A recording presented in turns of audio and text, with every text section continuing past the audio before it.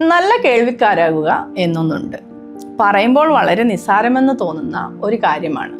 എന്നാൽ മുഷിപ്പ് കാണിക്കാതെ, ഇടയ്ക്ക് കയറി സംസാരിക്കാതെ, പറയുന്നതിനോട് വിയോജിപ്പ് കാണിക്കാതെ കേട്ടിരിക്കാൻ എത്ര പേർക്ക് കഴിയും?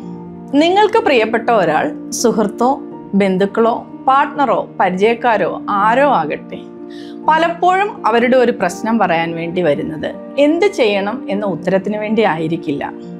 സംഭവിച്ച കാര്യങ്ങളെപ്പറ്റി വാചാലരാകുന്നത്, പുതിയ കാര്യം പഠിച്ചതിനെപ്പറ്റി, പാട്ട് കേട്ടതിനെപ്പറ്റി, ഇഷ്ടപ്പെട്ട കാര്യത്തെപ്പറ്റിയൊക്കെ പറയുന്നത് മുഷിപ്പുണ്ടാക്കാനും ആയിരിക്കില്ല.